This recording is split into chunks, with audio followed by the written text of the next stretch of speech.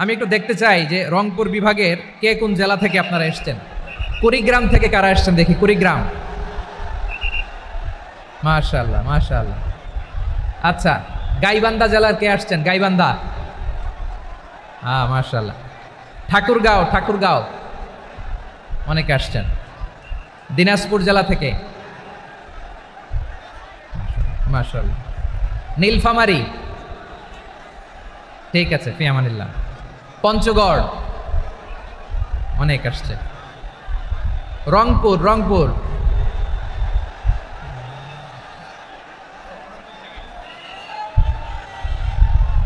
মাশাআল্লাহ মাশাআল্লাহ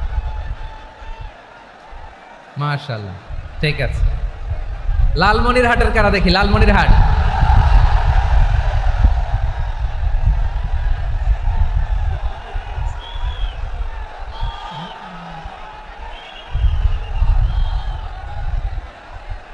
মাশাআল্লাহ মাশাআল্লাহ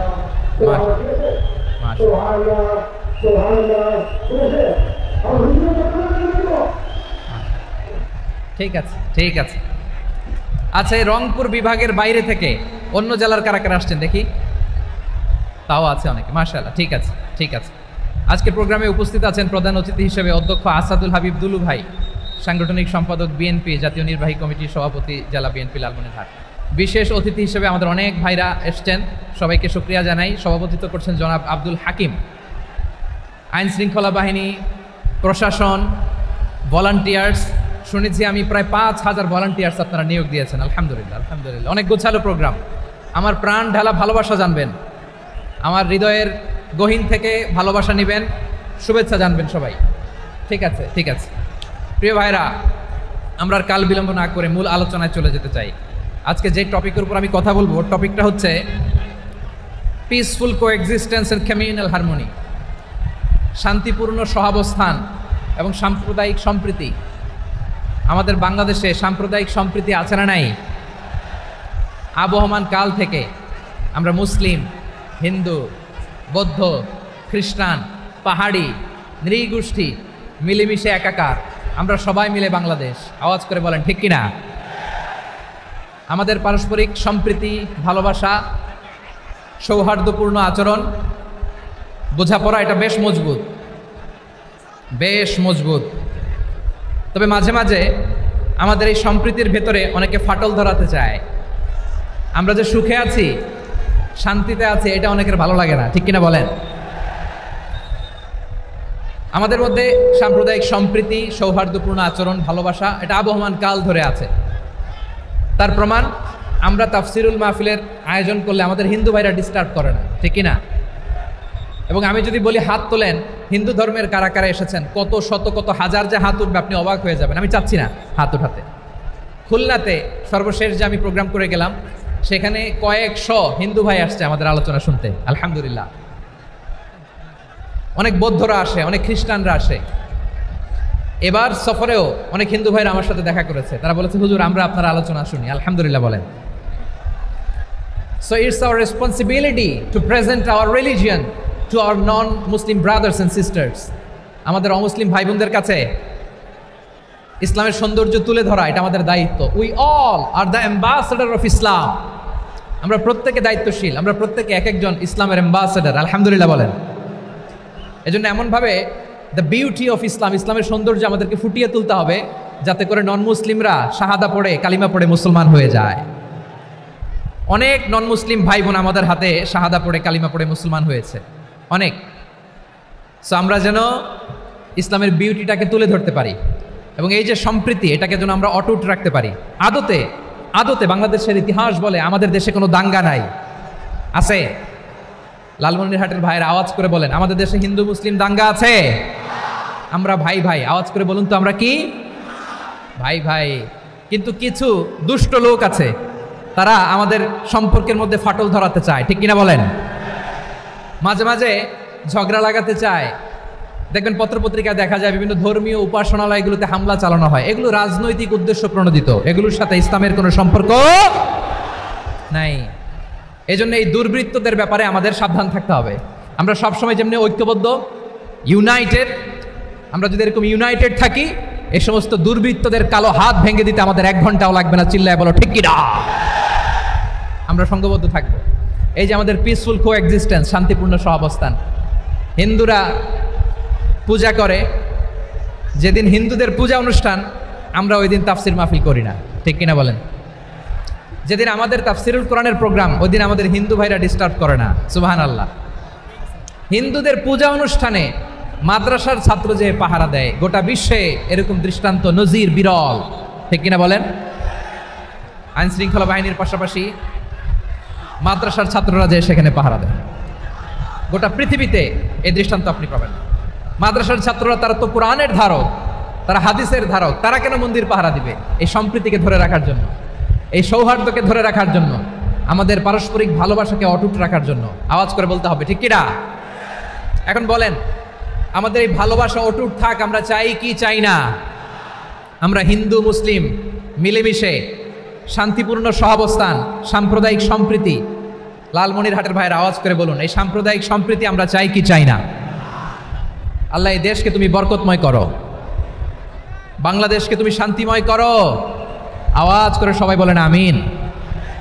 এই জায়গাটাতে সামান্য একটু আওয়াজ হচ্ছিল, এটাও থেমে গেছে। আলহামদুলিল্লাহ, আলহামদুলিল্লাহ। এখন একেবারে everything is in my control. মাশাআল্লাহ। ঠিক আছে, আমি মূল আলোচনায় যাই। প্রিয় ভাইরা, আমি বলেছিলাম আমার আলোচনার বিষয় হচ্ছে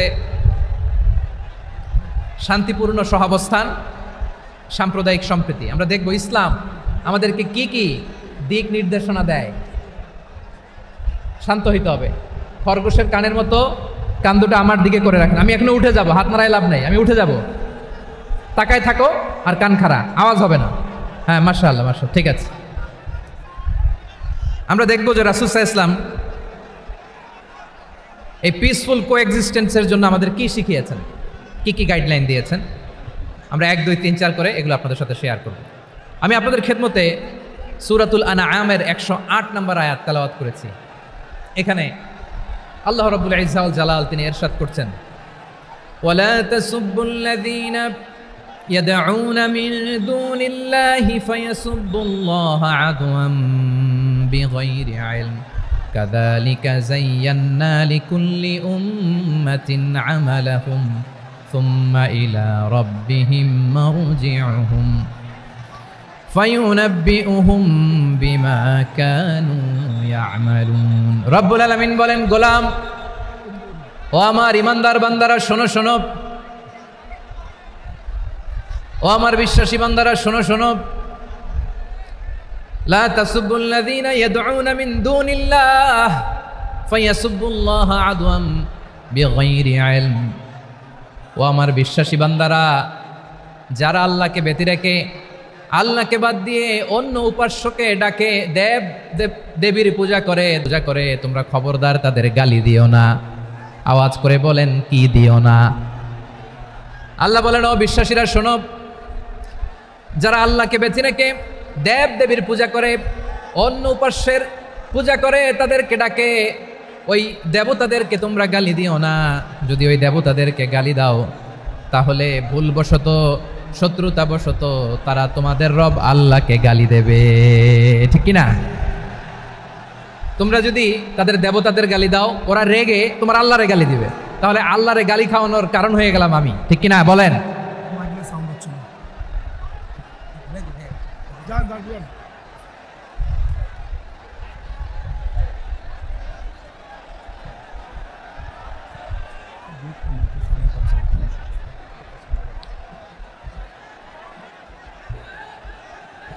সম্মানিত ভাইয়েরা, এত বিশাল প্রোগ্রাম, মাইকের একটা সেট আপ থাকে, তারগুলো অনেক সময় নড়ে যায়, ধাক্কা ধাক্কিতে ডিসপ্লেস হয়, একটু ঝামেলা হবে।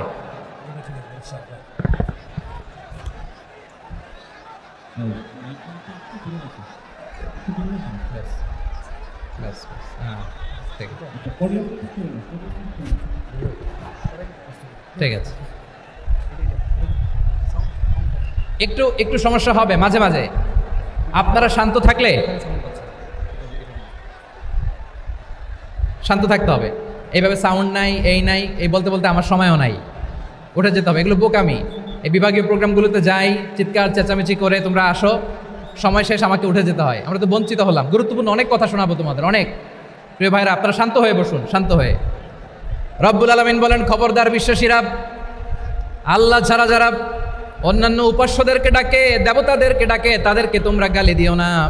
ওই সমস্ত দেবতাদেরকে যদি তোমরা গালি দাও তাহলে তারা আল্লাহকে গালি দিবে, ঠিক কিনা বলেন? আমরা দেবতাদের গালি দিলে ওরা আল্লাহকে গালি দিবে। রব্বুল আলামিন বলেন, খবরদার দেবতাদেরকে গালি দিও না, তাহলে ওরা তোমার রব আল্লাহরে গালি দেবে। প্রতিটি জাতির জন্য তাদের কাজকে আমি আল্লাহ সুশোভিত করে রেখেছি, তারা সবাই একদিন আমার কাছেই ফিরে আসবে। এরপর আমি রব্বুল আলামিন তাদের আমলনামা তাদেরকে জানিয়ে দেব। সুবহানাল্লাহ পড়ে। প্রিয় ভাইরা, আল্লাহ তাআলা বলেছেন খবরদার গালি দিও না। আদেশটা কার? আওয়াজ করে বলেন তো। হিন্দুদের দেবতা দেবদেবীদেরকে গালি দেওয়া যাবে না। আওয়াজ করে বলুন প্রিয় ভাইরা, এই আদেশটা কার? এই আপনাদের গলার আওয়াজ। অন্য ধর্মের দেবতাদেরকে যে গালি দেওয়া যাবে না, এই আদেশটা কার? আরো জোরে বলুন, কার? গালি দিবেন কোন দেবতাকে? দিবেন? যদি দেন তাহলে ওরা আল্লাহরে গালি দিবে। তাহলে আল্লাহরে গালি খাওয়াইলো কে? আপনি, ঠিক কিনা বলেন? আমি আল্লাহকে গালি খাওয়ানোর কারণ হলাম, কারণ আমি যদি গালি না দিতাম ওরা আমার রবকে গালি দিত না। আওয়াজ করে বলেন ঠিক কিনা? তাহলে প্রিয় ভাইয়েরা, ইসলাম আমাদেরকে শিখায়, সূরাতুল আনআমের 108 নম্বর আয়াত থেকে আমরা বুঝলাম কোনো ধর্মকে ছোট করা যাবে না। অন্য ধর্মকে ছোট করা মানে ইসলামকে ছোট করা। অন্য ধর্মের দেবতাকে গালি দেওয়া মানে আল্লাহকে গালি খাওয়ানো। আওয়াজ করে বলেন ঠিক কিনা? খবরদার, এটা করা যাবে না। আর অন্য ধর্মের দেবতাকে যদি আপনি গালি দেন, ওরা ইসলাম থেকে দূরে সরে যাবে। যাও ইসলামের প্রতি আকৃষ্ট হয়েছিল আর কোনোদিন ইসলামের ধারে কাছে আসবে না। আওয়াজ করে বলেন ঠিক কিনা? এজন্য কখনো কোনোদিন অন্য ধর্মের দেবতাদেরকে গালি দেওয়া যাবে না। অন্য ধর্মের কোনো দেবতাদেরকে আমরা গালি দিব না, গালি দিব না, বরং ইসলামের beauty, the beauty of Islam, ইসলামের সৌন্দর্যকে আমরা তুলে ধরব। আমরা যদি বিশ্বনবী সাল্লাল্লাহু আলাইহি ওয়াসাল্লামের জীবনের দিকে তাকাই, তাহলে আমি দেখব বিষ্ণু ইসলাম মক্কাতে কিংবা মদিনাতে অন্য ধর্মের লোকদের সাথে খুব পিসফুলি লাইফ লিড করেছেন। হোক মুশরিক, হোক খ্রিস্টান, হোক ইহুদি, বিশ্বনবী সবার সাথে মিলেমিশে ছিলেন। আলহামদুলিল্লাহ বলেন। ইসলাম হচ্ছে পিসফুল রিলিজিয়ান। অন্য ধর্মের প্রতি সহনশীলতার সবক ইসলাম আমাদেরকে দেয়। কিন্তু প্রতিটি মুসলিমের এটা মনে রাখতে হবে, আল্লাহর কাছে পছন্দনীয় গ্রহণযোগ্য ধর্ম, জীবনাদর্শ একটি, সেটা হচ্ছে ইসলাম। আওয়াজ করে বলেন সেটা কি? লালমনিরহাটের ভাইরা আওয়াজ করে বলুন, আল্লাহর কাছে মনোনীত ধর্ম একটি, সেটা কি? এজন্য রব্বুল আলামিন বলেন, ইন্নাদ-দীনা ইনদাল্লাহিল ইসলাম, আল্লাহর কাছে মনোনীত গ্রহণযোগ্য অ্যাকসেপ্টেড ধর্ম মতাদর্শ একটা, সেটা হলো ইসলাম। ইসলাম ছাড়া অন্য কোনো ধর্ম যদি কেউ তালাশ করে, তার ওই ধর্ম আল্লাহ গ্রহণ করবে না। ومن يبتغي غير الإسلام دينا فلن يقبل منه وهو في الآخرة من الخاسرين. Whoever seek anything except Islam, that won't be accepted from him, and he will be loser in the day of judgment. কিয়ামতের দিন ইসলাম ছাড়া কেউ যদি অন্য কোনো ধর্ম তালাশ করেছে দুনিয়াতে, তার এই মতাদর্শ গ্রহণ করা হবে না। and he will be loser, সে হবে লুজার, ক্ষতিগ্রস্ত। হাই হাই কোম্পানির ম্যানেজার, ওর আমও শেষ, সালাও শেষ। আওয়াজ করে বলেন ঠিক কি না? এজন্য ইসলাম পেয়ে আমরা খুশি না বেজার? প্রত্যেক নামাজ শেষে আমরা আল্লাহরে বলি, আল্লাহ রাদিতু বিল্লাহি রাব্বা ওয়া বিল ইসলামি দীনা ওয়া বি মুহাম্মাদিন নাবিয়ান ওয়া রাসূলা। ও আল্লাহ, তোমারে রব হিসেবে পেয়ে আমরা খুশি। ও আল্লাহ, ইসলামকে ধর্ম হিসেবে পেয়ে আমরা খুশি। বিশ্বনবীকে আমাদের রাসূল পেয়ে আমরা খুশি। ঠিক কিনা বলেন? ইসলাম ছাড়া অন্য কোনো ধর্ম আমরা গ্রহণ করব না। ঠিক কিনা বলেন? আল্লাহর কাছে অ্যাকসেপ্টেড রিলিজিয়ান একটা, সেটা ইসলাম। তো বিশ্বনবী সাল্লাল্লাহু আলাইহি ওয়াসাল্লাম মক্কাতে কিংবা মদিনাতে খুব পিসফুলি এক্সিস্ট করেছেন, যে কোনো ধর্মের সাথে মিলেমিশে চলেছেন। তার প্রমাণ আমরা যদি রাসূল সাল্লাল্লাহু আলাইহি ওয়াসাল্লামের বায়োগ্রাফির দিকে তাকাই, তাহলে দেখব তিনি মুশরিকদের সাথে পিস ট্রিটি করেছেন, শান্তি চুক্তি, পিস ট্রিটি, পিস এগ্রিমেন্ট। আপনারা হুদাইবিয়ার সন্ধির নাম শুনেছেন? আমার লালমনিরহাটের কলিজার টুকরা ভাইয়েরা, হুদাইবিয়ার সন্ধির নাম আপনারা শোনেন নাই? 6ষ্ঠ হিজরিতে বিষ্ণু ইসলাম মুশরিকদের সাথে এই ট্রিটি করেছেন, চুক্তি। কাদের সাথে? মুশরিকদের সাথে। আমরা তো মুসলমান বসতে পারি না। আমরা দুই মুসলিম ভাই একসাথে বসে চা খেতে পারি না, গল্প করতে পারি না। বিষ্ণু ইসলাম মুশরিকদের সাথে ট্রিটি করেছেন, হুদাইবিয়ার সন্ধি। এই সন্ধির আগে মক্কা থেকে কেউ মদিনায় যেতে পারে না, মদিনা থেকে কেউ মক্কায় যেতে পারে না, কিন্তু এই সন্ধির পরে ট্রাফিক স্বাভাবিক হয়ে গেল। মক্কার লোকেরা মদিনায় আসতে পারে, মদিনার লোকেরা মক্কায় আসতে পারে। এটাকে বলে সুলহে হুদাইবিয়া, the peace agreement of Hudaibiya, শান্তি চুক্তি। আমরা পৃথিবীতে এখন অনেক শান্তি চুক্তির নাম শুনি, এগুলো সব the piece treaty of Hudaibiya থেকে কপি করা। আল্লাহু আকবার। তাহলে বিশ্বনবী সাল্লাল্লাহু আলাইহি সাল্লাম তিনি যে শান্তিপূর্ণ সহাবস্থানে বিশ্বাসী ছিলেন, মুসলমানেরা যে অন্য ধর্মের প্রতি সহনশীল, তার প্রমাণ হচ্ছে এই পিস ট্রিটি।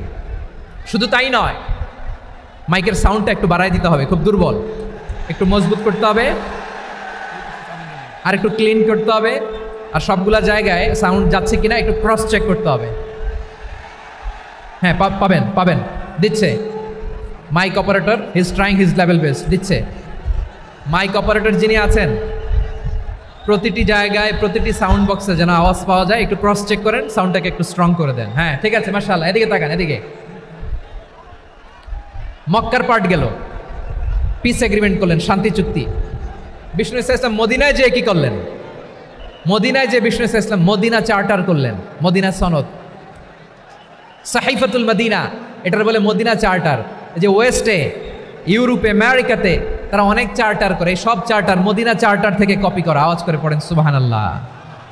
বিষ্ণু ইসলাম মদিনায় গেলেন, মদিনাতে মুসলিম, মুশরিক, ইয়াহুদি, এই তিন ধর্মের লোক মিলে সব স্টেক হোল্ডার যারা আছে সবাইকে নিয়ে বিষ্ণু ইসলাম মদিনা চার্টার করলেন, মদিনা সনদ, পড়েন সুবহানাল্লাহ। শুধু তাই নয়, মক্কাতে বিশ্বনবী পিস এগ্রিমেন্ট করলেন, শান্তি চুক্তি মুশরিকদের সাথে।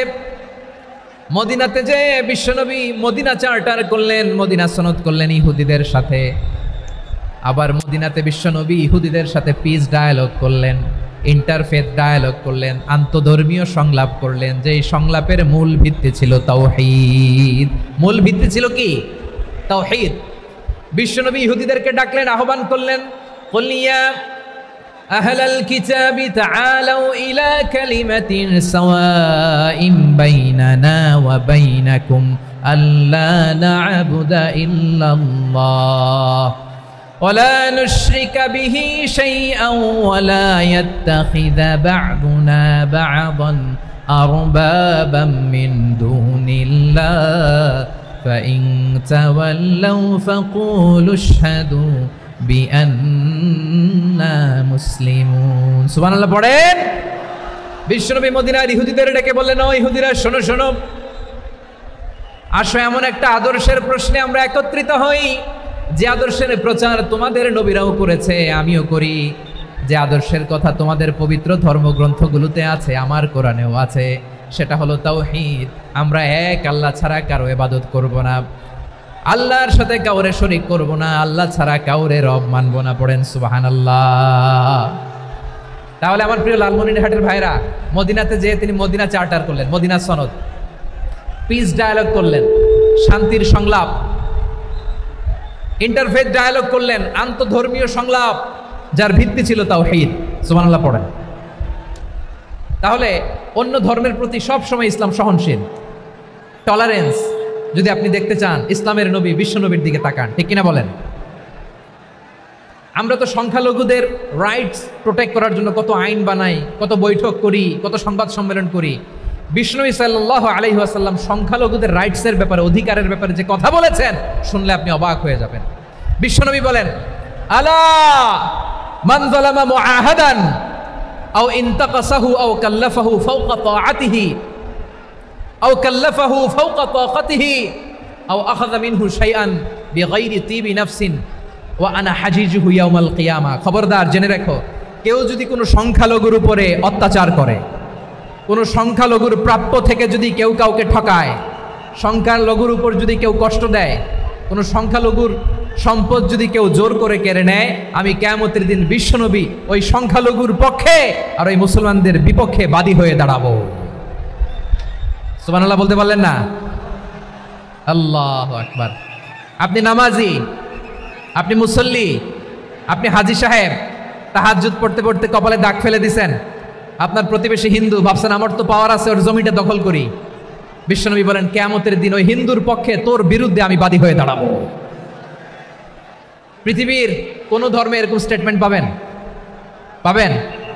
আপনি ভাবছেন আপনি নামাজ পড়লে হাজী সাহেব কপালে দাগ ফেলায় দিলে আপনি সেলসেলায় জান্নাতে চলে যাবেন না? খবরদার। বিশ্বনবী বলেন কোন সংখ্যালঘুর উপর যদি কেউ আক্রমণ করে, তার প্রাপ্য তাকে না দিয়ে যদি তাকে ঠকায়, তার উপর জুলুম করে, তার সম্পদ যদি কেড়ে নেয়, আমি নবী, তুমি মুসলিম হইতে পারো, মুসল্লি হইতে পারো, তার পক্ষে তোমার বিপক্ষে আল্লাহর দরবারে বাদী হয়ে দাঁড়াবো। আচ্ছা লালমনিরহাটের ভাইরা, কথা বুঝতে পারলে আওয়াজ করে উত্তর দেন। বিশ্বনবী যদি কারো বিপক্ষে দাঁড়ায় কিয়ামতের দিন, আই রিপিট, আমি আবারও বলছি, বিশ্বনবী যদি কিয়ামতের দিন কারো বিপক্ষে দাঁড়ায়, ও তো সেলসেলায়া জান্নাতি, তাই না? জান্নাতি না? যে নবীর সুপারিশ ছাড়া জান্নাতের গেটও দেখা যাবে না, ওই নবী যদি বলে তোর বিপক্ষে আমি বাদী হয়ে দাঁড়াবো, ওই জান্নাতে আর ঢোকার কোনো সুযোগ আমাদের থাকবে? এখানেই শেষ না আমার প্রিয় লালমনিরহাটের ভাইয়েরা, এখানেই শেষ নয়। বিশ্বনবী বলেন মান কাতালা মুআহাদান, বুখারীর বর্ণনা, মান কাতালা মুআহাদান লাম ইয়ারাহ রাইহাতাল জান্নাহ। কেউ যদি, কোনো মুসলিম যদি অন্যায়ভাবে কোনো সংখ্যালঘুকে হত্যা করে, কোনো হিন্দুকে হত্যা করে, কোনো বৌদ্ধরে হত্যা করে, অন্যায়ভাবে কোনো মুসলিম যদি কোনো সংখ্যালঘুরে হত্যা করে, জান্নাতে যাওয়া তো দূরের কথা, ওই মুসলিম জান্নাতের ঘ্রাণও পাবে না। সেই বুখারীর বর্ণনা, মান কাতালা মুআহাদান লাম ইয়ারাহ রাইহাতাল জান্নাহ ওয়া ইন্না রিহাহা লা ইউজাদু মিন মাসিরাতি 40 আমা। যে জান্নাতের ঘ্রাণ 40 বছর দূরের রাস্তা থেকেই পাওয়া যায়। সুবহানাল্লাহ পড়েন। প্রিয় ভাইরা, এখান থেকে জান্নাতে পৌঁছতে লাগবে 40 বছর। এত দূর, কত বছর? সবাই বলেন কত বছর? এখান থেকে জান্নাতে পৌঁছতে লাগবে 40 বছর। এত দূরে থাকতেই জান্নাতের ঘ্রাণ আপনার নাকে এসে ধাক্কা মারবে। বিশ্বনবী বলেন যে ব্যক্তি কোনো সংখ্যালঘুকে হত্যা করে, জান্নাতের ঘ্রাণ তো পাবেই, জান্নাতে তো ঢুকতে পারবেই না, জান্নাতের ঘ্রাণও তার নাকে লাগবে না। পড়েন নাউযুবিল্লাহ। তাহলে সংখ্যালঘুদের ব্যাপারে ইসলামে অধিকার দেয়া আছে না নাই? লালমনিরহাটের ভাইয়ের আওয়াজ করে বলেন, আমার সংখ্যালঘু হিন্দু ভাইদের রাইটস, অধিকার আমাদের ইসলামে প্রোটেক্টেড আছে না নাই? এখানেই শেষ না। বিষ্ণু ইসলাম আপনার অমুসলিম প্রতিবেশীর সাথে ভালো আচরণ করতে বলেছে। আমাদের হয় না এটা মুসলিম পাড়া, ওটা বৌদ্ধ পাড়া, হয় না? অনেক সময় হয় না এটা আমাদের মুসলিম পাড়া, ওইটা হিন্দু পাড়া, এরকম আছে না নাই? লালমনিরহাটে নাই না? আছে? হিন্দু যদি আপনার প্রতিবেশী হয় কি করবেন? ওরে কষ্ট দিবেন নাকি? কেন, ও তো হিন্দু, ও তো আমার আল্লাহরে ডাকে না, ওরে কষ্ট দিলে যায় যাবে না? খবরদার। বিষ্ণু ইসলাম বলেন মান কানা ইউমিনু বিল্লাহ ওয়াল ইয়াউমিল আখির ফালিউকরিম জারাহ। যে আল্লাহ বিশ্বাস করে আর আখিরাতে বিশ্বাস করে, সেজন্য প্রতিবেশীর সাথে ভালো আচরণ করে। সুবহানাল্লাহ। কলিজা জুড়ায় যায় না আমার নবীর কথাগুলো শুনলে? যে আল্লাহ বিশ্বাস করে, যে আখিরাতে বিশ্বাস করে, সেজন্য প্রতিবেশীর সাথে ভালো আচরণ করে। এখানে বলছে মুসলিম প্রতিবেশী বলছে, নামাজি প্রতিবেশী বলছে, আল্লাহওয়ালা প্রতিবেশী বলছে না। প্রতিবেশী আস্তিক হোক নাস্তিক হোক, প্রতিবেশী মুমিন হোক মুশরিক হোক, প্রতিবেশী হইলেই তার সাথে ভালো আচরণের দরকার আছে না নাই? আমার প্রিয় লালমনিরহাটের ভাইরা, বিষ্ণু ইসলাম ওনার ইহুদি প্রতিবেশীদের দেখাশোনা করতেন। আওয়াজ না শোনা যাক, আমারও তো দেখা যায়, আমারও তো দেখা যায়। তাকায় থাকেন, তাকায় থাকলে সওয়াব হবে।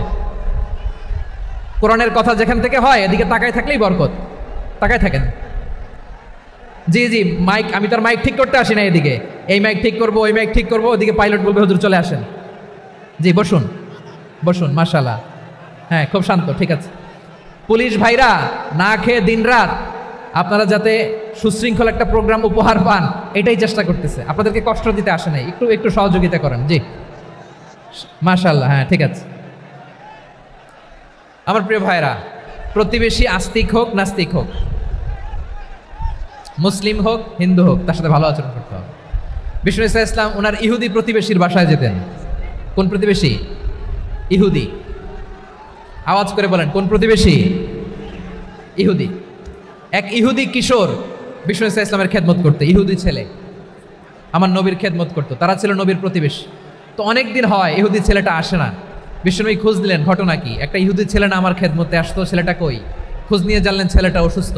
বিষ্ণু ইসা ইসলাম ওই ইহুদির বাড়িতে চলে গেলেন ওই ছেলেটাকে দেখা করার জন্য, ভিজিট করার জন্য। সুবহানাল্লাহ পড়বেন না? গেলেন, যে দেখে ইহুদি ছেলেটা মুমূর্ষ, যান যান যায় যায় ভাব, বিছানায় পড়ে আছে, তার বাবা দাঁড়ানো। বিশ্বনবী তার মাথার পাশে বসলেন, মাথায় হাত বুলিয়ে দিলেন, আর ছেলেটাকে বললেন আসলিম, হে ইহুদি ছেলে আসলিম, ইসলাম ধর্ম গ্রহণ করো। তো ছোট্ট ছেলে ভাবে আমরা ইহুদি, এখন ইসলাম ধর্ম গ্রহণ করলে আব্বা যদি বকা দেয়, ফানাযারা ইলা ওয়াজহি আবি, ছেলেটা তার বাবার চেহারার দিকে তাকালো, দেখি আব্বা কি কয়। আব্বা যদি বলে তাইলে ইসলাম ধর্ম গ্রহণ করবে। ইহুদি ছেলেটা তার বাবার দিকে যখন তাকালো, ওর বাবা বলে আতি আবুল কাসিম, আবুল কাসিম যা বলে তাই করো। আবুল কাসিম হচ্ছে বিষ্ণু ইসলামের একটা কুনিয়াত, উপনাম। আমার রাসূলের বড় ছেলের নাম ছিল কাসেম। যেমন দেখবেন আমাদের এলাকায় কারো বড় ছেলের নাম যদি হয় আব্দুল্লাহ, এরা আব্দুল্লাহর বাপ বলে ডাকে। কারো বড় মেয়ের নাম যদি হয় ফাতেমা, এরা কি ডাকে?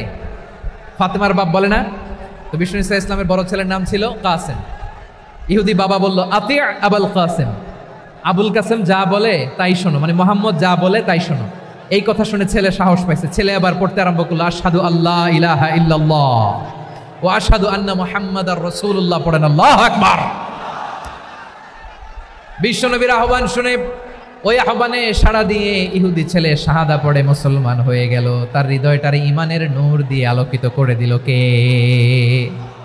প্রিয় ভাইরা, এবার রাসূল সাল্লাল্লাহু আলাইহি ওয়াসাল্লাম বের হয়ে আসলেন ঘর থেকে, আর বললেন আলহামদুলিল্লাহিল্লাযী আনকাযাহু মিনান নার, প্রশংসা সে আল্লাহর যে আল্লাহ জাহান্নামে চলে যাচ্ছিল প্রায় এমন একটা লোককে মুহূর্তের মধ্যে কালিমায়ে শাহাদাতের বদৌলতে জান্নাতি বানায় দিলেন। আওয়াজ করে পড়েন সুবহানাল্লাহ। এই হাদিস থেকে আমরা কি শিখলাম? What is the moral of the story? এক নম্বর স্টোরি হলো, প্রতিবেশী ইহুদি হোক হিন্দু হোক, যাবেন, সুসম্পর্ক রাখবেন, উপহার দিবেন, বিপদে পাশে দাঁড়াবেন, তাইলেই তো আপনাদের প্রতি, মুসলমানদের প্রতি তারা আকৃষ্ট হবে, ঠিক কিনা বলেন? আপনি যদি হিন্দুদের সাথে বৌদ্ধদের সাথে নাই মিশেন, নাস্তিকের কাছে নাই যান, তো ইসলামের সৌন্দর্যটা ওরা বুঝবে কেমনে? আমার অনেক হিন্দু পরিচিত ভাই আছে, ওরা আমাদের ইফতারির প্রোগ্রামে এসে একসাথে ইফতারি করে। অনেক মদখোর আমার সাথে বসে একসাথে ডিনার করে, হাফ প্যান্ট পরা, গলায় স্বর্ণের চেইন, হাতে স্বর্ণের ব্রেসলেট, আইসা আমার সাথে ডিনার করছে, আছে এরকম। গাঁজাখোর, আমি বলে আসো, welcome welcome to my dinner, আসো বসো, বসলেই তো আমি ওর ডিএনএ, চিন্তার ডিএনএ চেঞ্জ করে দেওয়ার সুযোগ পাবো, চিল্লায় বলো ঠিক কিনা? আসতে হবে আমার কাছে। Hour door is open, the door of Islam is open 24/7। সবসময় আমাদের ইসলামের দরজা আমার অমুসলিম ভাইদের জন্য খোলা আছে না নাই? এই হাদিস থেকে দুইটা শিক্ষা। এক নম্বর শিক্ষা, প্রতিবেশী মুসলিম হোক অমুসলিম হোক, যান, অসুস্থ হইলে একটু আপেল নিয়ে যান, আঙ্গুর নিয়ে যান, কমলা নিয়ে যান, তাদের সাথে ভালো আচরণ করেন। ইসলামের বিউটি দেখে, সৌন্দর্য দেখে অবাক হবে, নসিব ভালো হলে কোনোদিন কালিমা পড়ে মুসলমান হয়ে যাবে, ঠিক কিনা বলেন? তাহলে অমুসলিমের সাথে ভালো সম্পর্ক। বিশ্বনবী ইহুদির বাড়িতে গেলেন, ইহুদির বাড়ি, আর আমার মুসলমান ভাই আমার কাফের বলে, এরকম আছে না নাই? মুসলিমরা দেখতে পারে না, সহ্য করতে পারে। বিশ্বনবী সাল্লাল্লাহু আলাইহি ওয়াসাল্লাম ইহুদির বাড়িতে গেলেন, এটা একটা শিক্ষা। আরেকটা শিক্ষা হলো, ভাইরা ধাক্কা মারে এসে সামনে এসে কি লাভ? প্রোগ্রাম তো শেষ হচ্ছে, এখনই শেষ হচ্ছে। তো এই যে আমাদের বকশি ভাই ওয়াদা নিল, হাত তোলালো, মিম বলে এত কথা বললো, তো আমি জেলায় জেলায় যে খালি হাত নাড়াই তোমাদের জন্য নাকি? হ্যাঁ, হাত নাড়াই শুধু, এই ধাক্কাইতে ধাক্কাইতে এদিকে এসে হাত নাড়াইতেছে, হয়েছে তো, দেখলাম তো, ঠিক আছে, মাশাআল্লাহ, অনেক সুশৃঙ্খল, অন্যান্য যে কোনো জেলার চেয়ে অনেক সুশৃঙ্খল। আমার দিকে তাকাও, আমার দিকে তাকাও, ঠিক আছে, এই যে দাঁড়িয়ে আছে, একটা ছেলে নড়ে না, দেখছেন? মাশাআল্লাহ মাশাআল্লাহ মাশাআল্লাহ। হ্যাঁ, এইভাবেই। আর কয়েকটা মজাদার কথা আছে, শোনো। এই হাদিস থেকে আমাদের শিক্ষা হলো, আমার প্রতিবেশী যেই ধর্মের হোক আমি সম্পর্ক রাখবো, অসুস্থ হলে যাবো। কি বলেন ভাইরা, যাবেন না? যাবেন না আপনারা? আচ্ছা, 2 নম্বর শিক্ষা হলো, বিষ্ণু ইসলামের খাদেম ছিল ইহুদি, এতদিন খেদমত করলো, একদিনও বিশ্বনবী ওরা কালিমার দাওয়াত দেয় নাই। কারণ কি? বিশ্বনবী একটা ভালো সময়ের অপেক্ষা করতেছিলেন, প্রপার টাইমিং। দাঈর কাজ হচ্ছে দাঈ ইলাল্লাহ, সে হচ্ছে সুযোগ সন্ধানী। দাঈ সুযোগ খোঁজে, কখন দাওয়াত দিলে ব্যাটে বলে হবে, ঝোপ বুঝে কোপ মারে, ঠিক কিনা বলেন? বিষ্ণু ইসলাম ভালো সময়ের অপেক্ষা করতেছিলেন, দেখি ভালো সময় আসুক আসুক আসুক আসুক। আস্তে আস্তে এমন সময় আসছে, ছেলে এবার মুমূর্ষ, অসুস্থ ব্যক্তির হৃদয় অত্যন্ত নরম থাকে। হসপিটালে যখন কেউ যায় তার হৃদয়টা বড্ড নরম থাকে, মৃত্যুর ভয়ে তার অন্তরটা নরম থাকে, ঠিক কিনা বলেন? এই প্রপার টাইমিং এর অপেক্ষা করতেছিলেন। যখনই টাইমিং পেয়েছেন দাওয়াত দিলেন, পড়ো লা ইলাহা ইল্লাল্লাহ, সুবহানাল্লাহ পড়েন সবাই। তাহলে ইসলাম অমুসলিম প্রতিবেশীর সাথে ভালো আচরণ করতে বলে। ইসলাম অমুসলিম মাতা পিতার সাথেও ভালো আচরণ করতে বলে। মাতা পিতা যদি অমুসলিম হয় তারা ফেলে দিতে পারবেন? পারবেন? আমার লালমনিরহাটের ভাইয়েরা, অনেক হিন্দু ছেলে আমাদের হাতে শাহাদা পড়ে মুসলিম হয়, কিন্তু ওর মা মুসলমান হয় নাই, বাবাও হয় নাই, এরকম আছে না নাই? তো ও হয়েছে মুসলিম, মা বাপ হিন্দু, এখন মা বাপ কি বাদ? হ্যাঁ, মা বাপ বাদ দেয়া যাবে? যেই মা আপনারে 9 মাস 8 মাস পেটে ধারণ করলো, আপনার মায়ের নার ছেঁড়া ধন, আপনি ওই মারে বাদ দিতে পারবেন? যেই মায়ের বুকের তাজা দুধ খেয়ে আপনি আজকে বাড়ন্ত তাজা তরতাজা, ওই মারে বাদ দেয়া যাবে? মায়ের এক ধারে দুধের দাম, কাটিয়া গায়ের চাম, পাপুষ বানাইলে ঋণের শোধ হবে না, এমন দরদি ভাবে কেউ হবে না আমার মাগো। মায়ের এক ধারে দুধের দাম, কাটিয়া গায়ের চাম, পাপুষ বানাইলে ঋণের শোধ হবে না, এমন দরদি ভাবে কেউ হবে না আমার মাগো। ঠিক কিনা? মাকে তো বাদ দেওয়া যায় না। وَقَضَى رَبُّكَ أَلَّا تَعْبُدُوا إِلَّا إِيَّاهُ وَبِالْوَالِدَيْنِ إِحْسَانًا। আল্লাহ বলে অবধারিত দুইটা ভার্ডিক তোমাদের জন্য, এক আল্লাহর ইবাদত করবা আর মা বাবার প্রতি ইহসান করবা। আদেশটা কার? মা বাবার প্রতি ইহসান করতে হবে। আমার মা হিন্দু হোক ভালো আচরণ করতে হবে, বৌদ্ধ হোক ভালো আচরণ করতে হবে। আমার যে সমস্ত হিন্দু ভাইয়েরা মুসলিম হয়েছ, তোমাদের মা বাবা এখনো মুসলমান হয় নাই, তাদের সাথে ভালো আচরণ করতে হবে। আপনাদের খেদমত নিজে করতে হবে অথবা খেদমতের ব্যবস্থা করাই দিতে হবে। মান্থলি যে খরচ লাগে এটা দিতে হবে। আরে তুমি এখন মুসলিম, তোমার মা বাবা হিন্দু, এখনই তো সুযোগ ইসলামের সৌন্দর্য দেখানো। এখন মা বাবা যদি দেখে আরে এটা হিন্দু থাকতে তো বদমাইশ ছিল, বেয়াদব ছিল, কি এমন ধর্ম সে গ্রহণ করলো যেটা গ্রহণের সাথে সাথে সে পাল্টে গেল? কি এমন ধর্ম সে গ্রহণ করেছে যেটা তার জীবনকে আলোকিত করে দিয়েছে? নসিব ভালো হইলে তারাও কালিমা পড়ে মুসলমান হয়ে যাবে।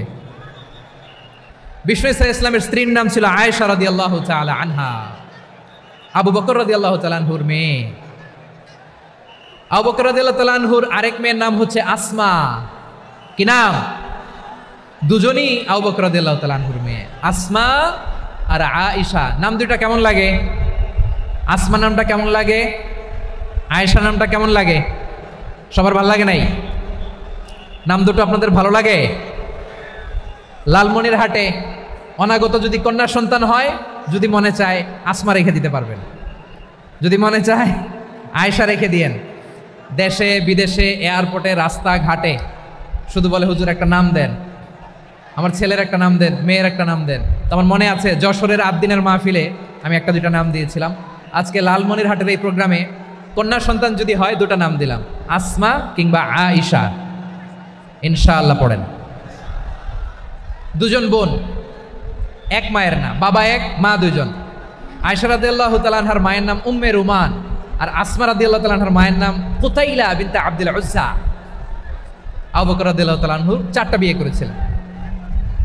তো একই ঘটনা ঘটেছে এই ফ্যামিলিতে। আসমা ইসলাম ধর্ম গ্রহণ করে মুসলিমা, কিন্তু তার মা কুতাইলা মুশরিকা। আই রিপিট, বোঝার জন্য আমি আবারও বলি, আসমা রাদিয়াল্লাহু তাআলা আনহা মুসলিমা, আর আসমার মা কুতাইলা, আওয়াজ করে বুঝে থাকলে বলেন, আসমার মা মুশরিকা। তার মানে মেয়ে মুসলিম, মা অমুসলিম, ভেজাল আছে না নাই? কিন্তু কুতাইলা আর ধৈর্য ধারণ করতে পারে না। নার ছেঁড়া ধন, কলিজার টুকরা সন্তান আসমারে দেখতে বড্ড মন চায়। সাইয়েদনা আসমা রাদিয়াল্লাহু তাআলা আনহা মক্কা থেকে হিজরত করে মদিনায় চলে গেলেন হুদাইবিয়ার পর। যখন মক্কা মদিনার ট্রাফিক স্বাভাবিক হলো, মক্কার লোক মদিনায় যায়, মদিনার লোক মক্কায় আসে। কুতাইলা কলিজার টুকরা সন্তান আসমারে দেখার জন্য কিছু উপহার নিয়ে বিশাল মরুপথ পাড়ি দিয়ে মক্কা থেকে মদিনায় যায়। সুবহানাল্লাহ বলেন। এখন মা আসছে মেয়ের সাথে দেখা করতে, মেয়ে তো আর দেখা দেয় না। মেয়ে ভাবছে আমার মা তো মুশরিকা, অপবিত্রা, তার সাথে কি দেখা দেয়া যাবে? বিশ্বনবীর দরবারে চলে গেলেন। সুবহানাল্লাহ বলেন। কি সৌভাগ্যবান ছিল তারা, মাসলা জানার দরকার হলেই নবীর দরবারে চলে যেত। ঘরে বউয়ের সাথে ঝগড়া হলে নবীর দরবারে চলে যেত। অনেক সাহাবী বলে আমার পেটে ক্ষুধা লাগলো আমি নবীর কাছে চলে যেতাম, কারণ নবীর চেহারার দিকে তাকালেই আমার পেটের ক্ষুধা মিটে যেত। সাইয়েদনা আসমা রাদিয়াল্লাহু তাআলা আনহা বিশ্বনবীর কাছে চলে গেলেন, যে বললেন ইয়া রাসূলুল্লাহ হে ইয়া হাবিবাল্লাহ ইন্না উম্মি কাদিমাতুন ইলাইয়া ওয়া হিয়া রাগিবা। আমার মা মক্কা থেকে অনেক দূর মরুর পথ পাড়ি দিয়ে উপহার সামগ্রী নিয়ে মদিনায় আমার সাথে দেখা করতে এসেছে গো নবী। আমার জানতে বড্ড ইচ্ছে হয় আমি আমার মুশরিকা মাখা করতে পারবো কিনা। আফা আসিলুহা, আগে যেমনি আমি আমার মায়ের সাথে ভালো আচরণ করতাম, যেমনি আমি আমার মায়ের সাথে সদাচরণ করতাম গো নবী, এখন আমি মুসলিমা মা মুশরিকা, এখনো কি আগের মতো সদাচরণ করতে পারবো নাকি? বিশ্বনবী বললেন নাম সিলিহা, হ্যাঁ রে আসমা, অবশ্যই অবশ্যই, আগে ঠিক যেমন তুমি তোমার মায়ের সাথে ভালো আচরণ করতে এখনো তেমনি আগের মতো ভালো আচরণ করবা। আওয়াজ করে পড়েন সুবহানাল্লাহ। কি ইসলাম আমরা পেয়েছি, কত ব্রড মাইন্ডেড আমাদের ইসলাম, কত ওপেন মাইন্ডেড ইসলাম, কত ওপেন আপ করতে পারে, চিন্তা করতে পারেন। বিষ্ণু বললেন হ্যাঁ অবশ্যই, নাম সুলিহা, আগে যেমনি ভালো আচরণ করছো আসমা এখন ওইরকমই করো, পারলে আরো বাড়াই করো। সুবহানাল্লাহ বলেন। তাহলে আমার যে হিন্দু ভাইয়েরা হিন্দু বোনেরা ইমানের বদৌলতে দৌলতে আপনি ধন্য হয়েছেন, আপনার আম্মা আব্বা এখনো মুসলমান হয় নাই, তাদের জন্য দোয়া করেন, তাদের জন্য দোয়া করেন, আল্লাহ যেন তাদেরকেও ইমানের দৌলত দান করে। আমরা সবাই পড়ি আমিন, আরো জোরে পড়েন আমিন। এখন বলেন ইসলাম কি ন্যারো মাইন্ডেড রিলিজিয়ান না ব্রড মাইন্ডেড? লালমনিরহাটের যুবক ভাইরা আওয়াজ করো, ইসলাম কি ন্যারো মাইন্ডেড না ব্রড মাইন্ডেড? কতটা ব্রড মাইন্ডেড দেখেন। বিশ্বনবী সাল্লাল্লাহু আলাইহি সাল্লাম অমুসলিমরা যদি নবীকে উপহার দিত ওই উপহারও বিশ্বনবী গ্রহণ করতেন। সুবহানাল্লাহ পড়েন। আপনার অমুসলিম বন্ধু যদি উপহার দেয় সেটাও আপনি নিতে পারবেন, যেটা নেওয়া জায়েজ। কিন্তু আপনার বন্ধু যদি আপনার মদের বোতল দেয় নিতে পারবেন? হ্যাঁ, মদের বোতল দিলে পারবেন না। আপনার বন্ধু যদি আপনার পর্ক দেয়, পর্ক শুকরের গোশত মিশ্রিত কোনো খাবার, ওটা নিতে পারবেন না। হালাল যে কোনো জিনিস নিতে পারবেন। বিশ্বনবী সাল্লাল্লাহু আলাইহি ওয়াসাল্লাম অমুসলিমদের দেয়া হাদিয়া গ্রহণ করতেন। কেমন নবী ছিলেন? আমার নবীরে চিনে নেন, আমার নবীর অ্যাটিটিউড জেনে নেন। বিশ্বনবী সাল্লাল্লাহু আলাইহি ওয়াসাল্লাম যখন কোনো জনপদে যেতেন 3টা অপশন নিয়ে যেতেন। প্রিয় ভাইয়ের আওয়াজ করে বলতে হবে, কোনো জনপদে গেলে আমার নবীর অপশন থাকতো কয়টা? আমার মতো 3 আঙ্গুল উঁচু করে দেখান আর বলুন আমার নবী কোনো জনপদে গেলে কয়টা অপশন নিয়ে যেতেন? 1 নম্বর অপশন আসলিম তাসলাম। নতুন এলাকায় গেলে বলতেন আসলিম তাসলাম, ইসলাম ধর্ম গ্রহণ করো, শান্তিতে থাকবা, আমার ভাই হয়ে যাবো, আমরা ভাই ভাই, ইসলাম মানো, আমরা ভাই ভাই। অপশন নাম্বার কত? 1।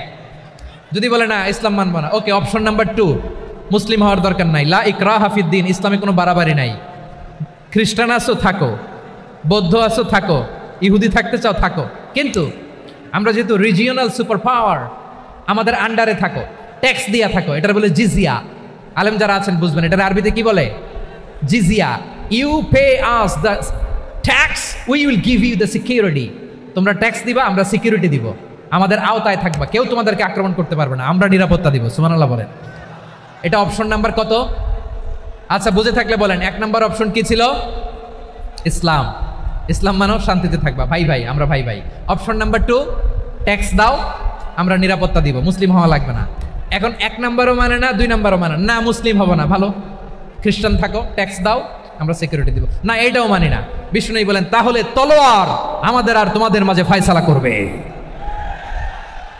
মুসলিমও হবে না, ট্যাক্স দিবা, নিরাপত্তা দিব, আমরা সুপার পাওয়ার, আমাদের আন্ডারে থাকবে, এটাও না, তাহলে তোমাদেরকে তো আমরা বিশ্বাস করতে পারি না, কখন না কখন বিশ্বাসঘাতকতা করো, কার সাথে মিলে হাত মিলাও, তলোয়ার আমাদের মাঝে ফয়সালা করবে। তখন তিনি জেহাদের সশস্ত্র সংগ্রামের ঘোষণা দিতেন। সুবহানাল্লাহ পড়েন।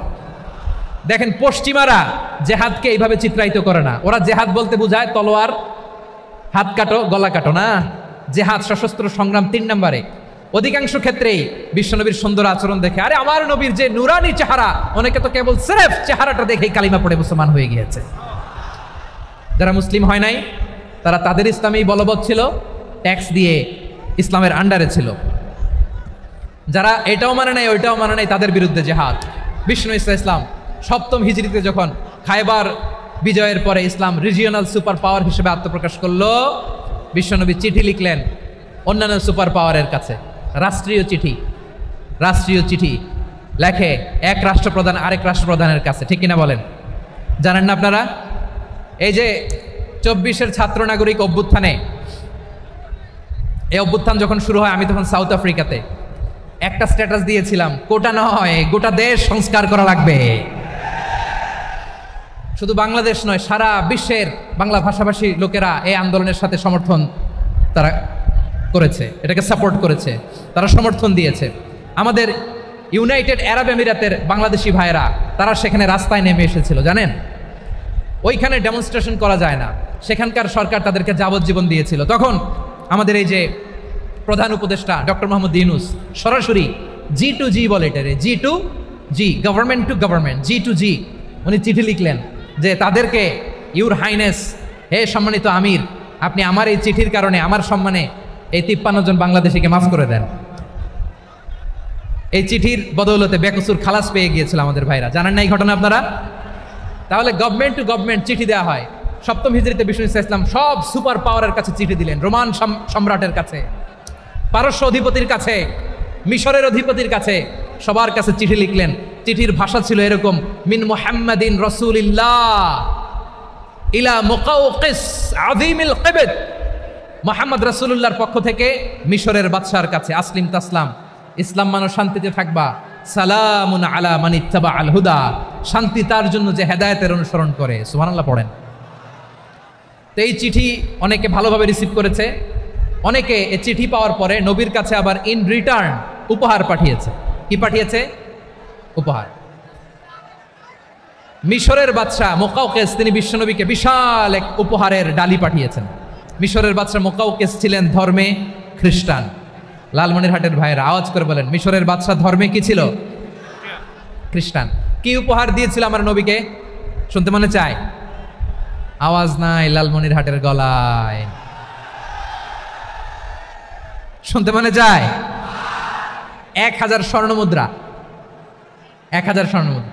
2টা খ্রিস্টান দাসী, একজনের নাম মারিয়া বিনতে শামাউন আল কিবতিয়া, আরেকজনের নাম সিরিন বিনতে শামাউন আল কিবতিয়া। একজন খ্রিস্টান দাস 20 থান কাপড় জামা বানানোর জন্য, আমরা নবী যেন সেলাই করে জামা বানাতে পারে এজন্য 20 থান কাপড়, 20 থান ফাইন গার্মেন্ট, সুবহানাল্লাহ পড়বেন না? এরপরে একটা গাধা যেটার নাম ছিল উফাইর, আর একটা খচ্চর, এটার নাম ছিল দুলদুল। খচ্চর চিনেন? গাধা আর ঘোড়ার ক্রসিংয়ে যে প্রাণীটা দুনিয়াতে আসে সেটার খচ্চর বলে। তো এই যে সুপার পাওয়ার খ্রিস্টান বাদশার কাছে নবী চিঠি লিখলেন, ওই খ্রিস্টান বাদশা আমার নবীকে উপহার দিল, বিশ্বনবী এই উপহারগুলো সানন্দে গ্রহণ করেছে। সুবহানাল্লাহ পড়বেন না? তাহলে অমুসলিম কেউ যদি আপনাকে উপহার দেয়, হালাল উপহার হলে আপনি গ্রহণ করতে পারবেন। অনুরূপভাবে পারস্যের বাদশা রোম সম্রাট বিশ্বনবীকে উপহার পাঠিয়েছেন, আমার নবী সবগুলো উপহার গিফট গ্রহণ করেছেন। সুবহানাল্লাহ বলেন। তাহলে প্রিয় লালমনিরহাট আওয়াজ করে বলুন, ইসলাম কি ন্যারো মাইন্ডেড রিলিজিয়ন না ব্রড মাইন্ডেড?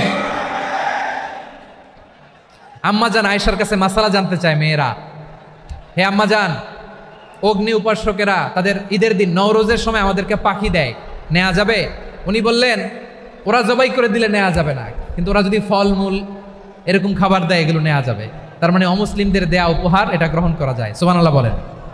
শুধু তাই নয়, বিষ্ণু ঈসা ইসলাম অমুসলিমদের সাথে আর্থিক লেনদেনও করেছেন, ফিনান্সিয়াল ডিলিং করেছেন। অমুসলিমদের সাথে প্রয়োজনে আপনি ফিনান্সিয়াল ডিলিং করতে পারবেন। আমরা প্রায় দেখি বাজারের মিষ্টির দোকানগুলো আমার হিন্দু ভাইদের। লালমনিরহাটে মিষ্টির দোকান, দইয়ের দোকান কারা চালায়? হিন্দুরা চালায় না? তারপরে যে বারবার শপ, চুল কাটে যে নাপিত, অধিকাংশ নাপিতের দোকানে কারা? আমার হিন্দু ভাইরা। তা আপনি চুল কাটতে পারবেন কিনা? পারবেন কিনা বলেন? পারবেন। তার দোকান থেকে দই মিষ্টি কিনতে পারবেন কিনা? হ্যাঁ, আমার মুসলিম ভাইয়ের দোকান থাকলে ওইটার আমি বেশি প্রায়োরিটি দিব, ঠিক কিনা? কিন্তু যদি তাদের সার্ভিস নিতে চান, প্রোডাক্ট নিতে চান, পারবেন। তার দলিল সহিহ বুখারী, আম্মা জান আয়েশা রাদিয়াল্লাহু তাআলা আনহা বলেন, ইশতারা রাসূলুল্লাহ সাল্লাল্লাহু আলাইহি ওয়াসাল্লাম মিন ইয়াহুদিয়িন তুআমান ওয়া রাহানাহু দিরআহু মিন হাদিদ। রাসূল সাল্লাল্লাহু আলাইহি ওয়াসাল্লাম এক ইহুদির কাছ থেকে, কার কাছ থেকে? সবাই বলে নাই কার কাছ থেকে? আমার নবী, প্যারা নবী এক ইহুদির কাছ থেকে জব কিনেছিল, জব, বার্লি, যেটা দিয়ে রুটি বানায়। ওই জবের দাম দেওয়ার টাকা পয়সা নবীর কাছে ছিল না, ফলে নবী ওনার একটা পোশাককে মর্গেজ রেখেছিলেন, মর্গেজ, বন্ধক। যে এখন এটার দাম দিতে পারবো না, কয়েক কেজি বার্লি নিয়ে যাই, আর বন্ধক হিসেবে আমার জামাটা রেখে গেলাম, যেই দিন দাম দিব ওই দিন জামাটা ছুটাই নিয়ে যাব। সুবহানাল্লাহ পড়বেন না? বাকিতে নিছিলেন, বাকিতে। দিরআহু মিন হাদিদ, লোহার তৈরি বর্ম, মানে যুদ্ধের পোশাক, লোহা দিয়ে বানানো। বিষ্ণুনবী বললেন কয়েক কেজি জব দাও, টাকাটা পরে দিব, এখন টাকা নাই, বন্ধক হিসেবে, মর্গেজ হিসেবে আমার জামা রেখে গেলাম, যখন টাকা দিব জামা ছুটায় নিব। আওয়াজ করে বলতে হবে সুবহানাল্লাহ। এ থেকে বোঝা গেল অমুসলিমদের সাথে ফিনান্সিয়াল ডিলিং করা যায়, অর্থনৈতিক লেনদেন করা যায়, কেনাবেচা করা যায়, প্রোডাক্ট কেনা যায়। এমনকি আমাদের মসজিদে নববীতে বারান্দায় আপনার একটা অটোমেটিক ফ্লাইং আমব্রেলা দেখছেন? সূর্য যখন বাড়ে মসজিদে নববীর বারান্দায় ইয়ার্ডের মধ্যে অটোমেটিক্যালি কিছু আমব্রেলা আছে, সাঁ করে খুলে যায়, আর সূর্যের তাপ লাগে না। আবার সন্ধ্যাবেলায় এই আমব্রেলাগুলো ওরা ক্লোজ করে ফেলে, দেখেন নাই না? দেখছেন? এই মসজিদে নববীকে সর্বোচ্চ উন্নত মানের কনস্ট্রাকশন ইনফ্রাস্ট্রাকচারে ডেভেলপ করার জন্য কর্তৃপক্ষ কিছু অমুসলিম ইঞ্জিনিয়ারের, ডিজাইনারের সহায়তা নিয়েছিল। সুবহানাল্লাহ বলেন। কোন দলিলের ভিত্তিতে? এই দলিলের ভিত্তিতে যে বিষ্ণু ইসা ইসলাম অমুসলিমদের সাথেও লেনদেন করেছেন। আওয়াজ করে বলতে হবে আল্লাহু আকবার। শুধু তাই নয়, ইন কেস অফ ইমার্জেন্সি, প্রয়োজনে ইসলামের খাতিরে, ইসলামকে সামনের দিকে এগিয়ে নিয়ে যাওয়ার জন্য অমুসলিমদের সাপোর্ট নেওয়া জায়েজ আছে। সুবহানাল্লাহ বলেন। অমুসলিমদের সাপোর্ট নেয়া, তাদের থেকে অর্থ নেয়া, পলিটিক্যাল সাপোর্ট, পলিটিক্যাল অ্যাসাইলাম নেওয়া জায়েজ আছে। আমাদের অনেক বিশ্ববরেণ্য দায়ীরা আমেরিকায় অস্থায়ীভাবে অ্যাসাইলাম নিয়ে থাকে, নিজের দেশে গেলে ফাঁসিতে ঝুলাই দিবে। যুগ যুগ ধরে দায়ীদের উপরে এরকম অত্যাচার আর নির্যাতন আছে না নাই? মিশরের অনেক দায়ীরা পাশ্চাত্যে যেয়ে থাকে, এই যে তারা পলিটিক্যাল অ্যাসাইলাম নিয়ে থাকে, রাজনৈতিক আশ্রয়, এটা জায়েজ আছে না? এটা যে জায়েজ আছে তার প্রমাণ স্বয়ং বিশ্বনবী সাল্লাল্লাহু আলাইহি ওয়াসাল্লাম পলিটিক্যাল সাপোর্ট নিয়েছিলেন অমুসলিমদের কাছ থেকে। সুবহানাল্লাহ বলেন। খুব মজাদার একটা ঘটনা, শুনবেন? আপনাদের আগ্রহ দেখে তো মনে হয় না শোনার ইচ্ছা আছে। আছে? আছে? গলায় জোর আছে? লিল্লাহি তাকবীর, লিল্লাহি তাকবীর, নারে তাকবীর। মাশাআল্লাহ।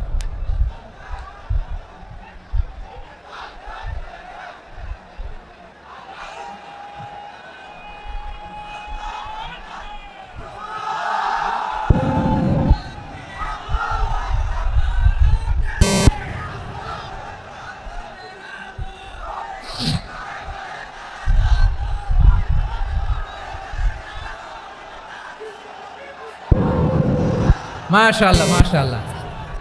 থামুন, থামুন আমার ভাইরা। বিশ্বনবীর বয়স তখন প্রায় 51 বছর। কত বছর? বিশ্বনবীর সবচেয়ে কাছের মানুষ খাদিজা রাদিয়াল্লাহু তাআলা আনহা ইন্তেকাল করেছেন। বিশ্বনবী বড্ড কষ্ট পেলেন, হৃদয়টা ভেঙে খান খান। যিনি ঘরের ভেতরে বিশ্বনবীকে সান্ত্বনা দিতেন, ভালোবাসা দিতেন, বাইরে গেলে কুরাইশরা বকাঝকা করে, অত্যাচার করে, কিন্তু আম্মাজান খাদিজা রাদিয়াল্লাহু তাআলা আনহা ঘরটারে এমন শান্তির নীর বানায় রেখেছেন, এই ঘরের ভিতরে ঢুকলে বিশ্বনবীর কলিজাটা ঠান্ডা হয়ে যেত। এজন্য রব্বুল আলামিন বলেন, খাদিজা, ও আমার বান্দি খাদিজা, জান্নাতে এমন স্পেশাল একটা ঘর আমি তোমার জন্য রেডি করে রেখেছি। ওই ঘরের মধ্যে কোনো আওয়াজ নাই, ওই ঘরের মধ্যে কোনো নয়েজ নাই, ওই ঘরে কোনো বিশৃঙ্খলা নাই।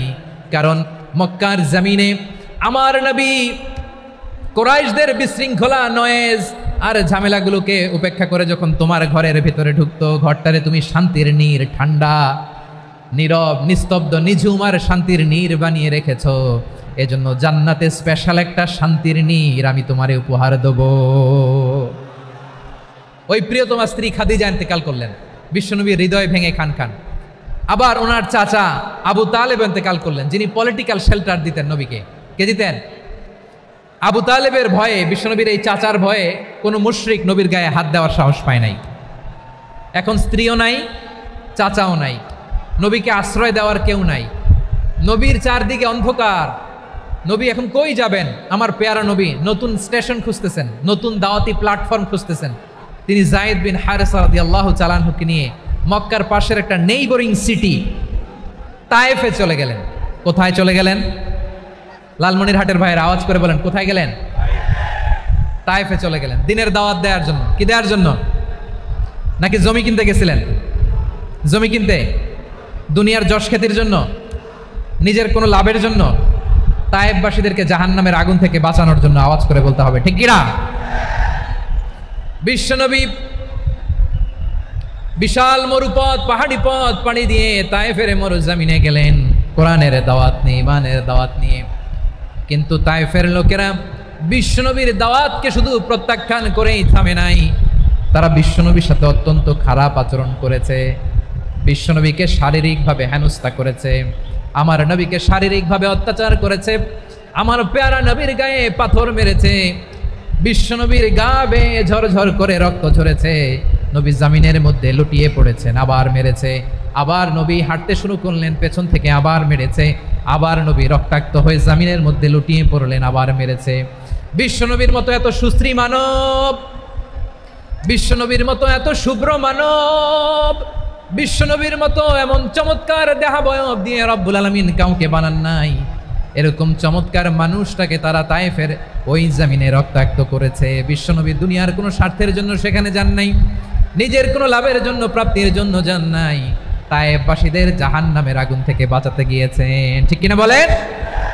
খেয়ে না খেয়ে দিনী প্রচারের কাজে নিজেকে দিয়েছ বিলিয়ে, তায়েফের কাফিরেরা চিনল না সে আলো, দুষ্ট ছেলেদের পিছু দিল লেলিয়ে, পাথরের আঘাতে ক্ষত বিক্ষত হয়ে সারা শরীর থেকে রক্ত ঝরে। হে রাসূল তোমাকে ভুলি আমি কেমন করে, হে রাসূল তোমাকে ভুলি আমি কেমন করে। পারেন না আপনারা? ধরুন আমার সাথে, হাজার ব্যথা বেদনার পরে ফিরে আসনি তুমি আপন ঘরে, দিনের আলো তুমি ছড়িয়ে দিতে চলে গেলে মদিনায় মক্কা ছেড়ে। হে রাসূল তোমাকে ভুলি আমি কেমন করে, হে রাসূল তোমাকে ভুলি আমি কেমন করে, ঠিক কিনা বলেন? প্রিয় ভাইরা, তায়েফের ছেলেরা নবীকে রক্তাক্ত করলো। আমার নবী কই যাবে? কই যাবে? মক্কায় জায়গা নাই, তায়েফে জায়গা নাই। তায়েফ থেকে ভারাক্রান্ত মন নিয়ে আমার নবী মক্কায় ফিরে আসলেন। বিশ্বনবী মক্কায় ঢুকতে পারেন না। মক্কার মরুভূমির দিকে তাকিয়ে, উপত্যকার দিকে তাকিয়ে বিশ্বনবী ধা ধা করে কাঁদেন, ঝরঝর করে। নবীর চেহারা মোবারক থেকে চোখের পানিগুলো বেয়ে বেয়ে পড়ে।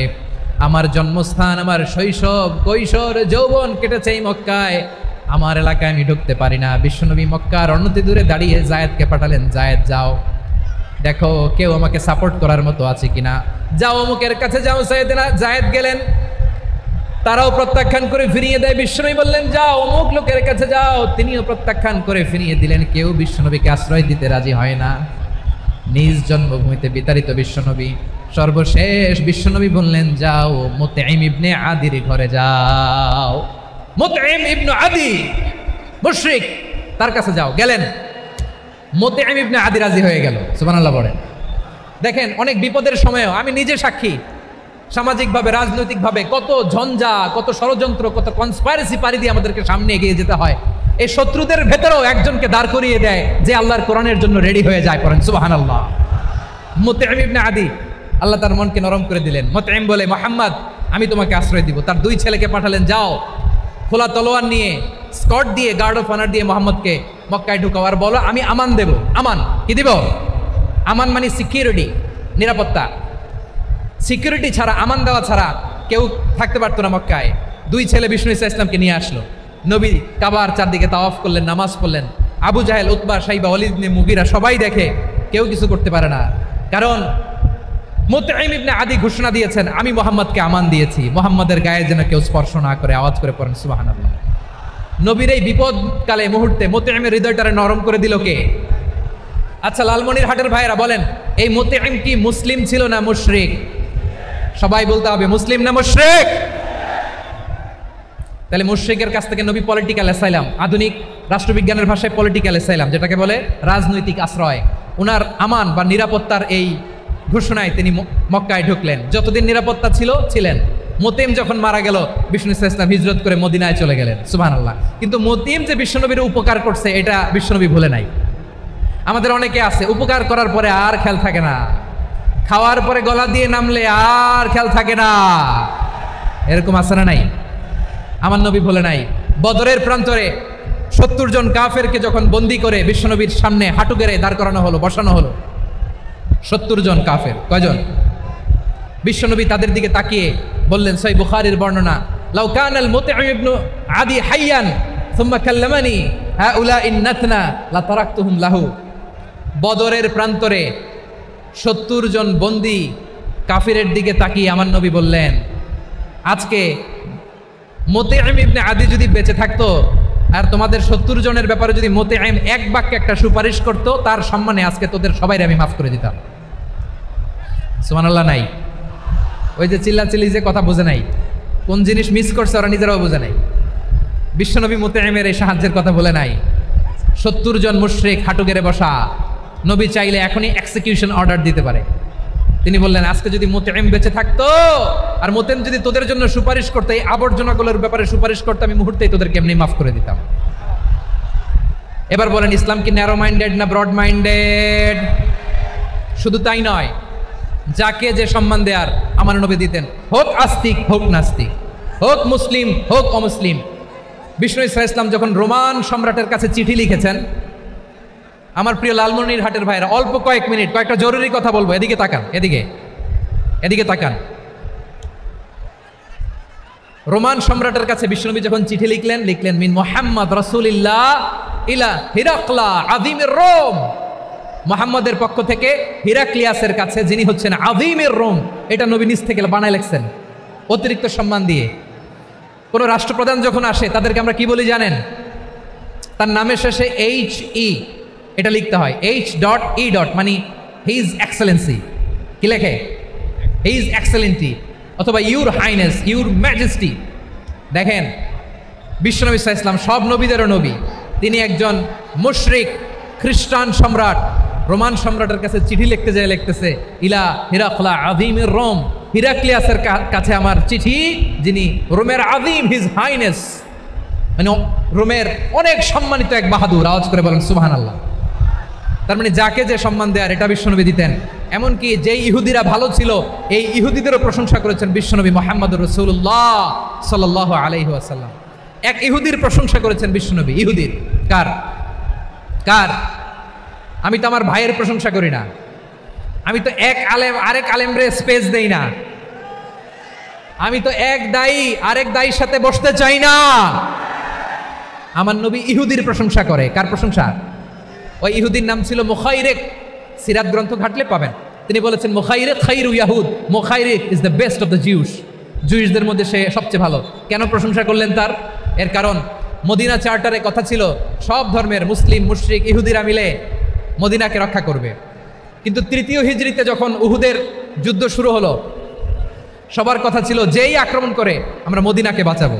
কোন শহরকে বাঁচাবো? মদিনাকে। কিন্তু কুরাইশরা যখন অ্যাটাক করলো, ইহুদিরা আর আসে না, ইহুদিরা আর বেরোয় না। বিষ্ণু বললেন, ওহে ইহুদিরা, তোমরা না চুক্তি করলে আমার সাথে যে মদিনা বাঁচাতে সবাই ঝাঁপিয়ে পড়বো, আসো। একটা ইহুদিও বেরোয় না, কেউ আসে নাই সেদিন, একজন ছাড়া। তার নাম মুখাইরেক। তার নাম কি?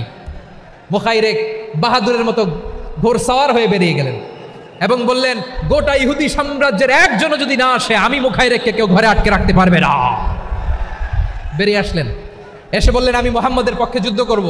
আমি মারা গেলে আমার সম্পদ আমার উত্তরাধিকারীরা পাবে না, আমার সম্পদ তোমরা মুহাম্মদকে দিয়ে দিবা। সুবহানাল্লাহ বলেন। উহুদের ময়দানে 70 জন মুসলমান শহীদ হলো। এই ইহুদি, সেও মুসলমানের পক্ষে যুদ্ধ করে নিহত হলো। সুবহানাল্লাহ বলেন। মুসলিমদের লাশ যখন নিয়ে আসা হলো, এই মুখাইরিকের লাশও নিয়ে আসা হলো।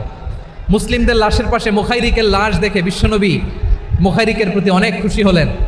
আর বিশ্বনবী খুশি হয়ে বললেন, মুখাইরিক খায়রু ইয়াহুদ, মুখাইরিক যদিও তুমি ইহুদি, তারপরেও তুমি সব ইহুদিদের মধ্যে সেরা ইহুদি। পড়েন সুবহানাল্লাহ। আমার নবী ইহুদিকেও সম্মান দিতে কার্পণ্য করে নাই। আওয়াজ করে বলেন আল্লাহু আকবার।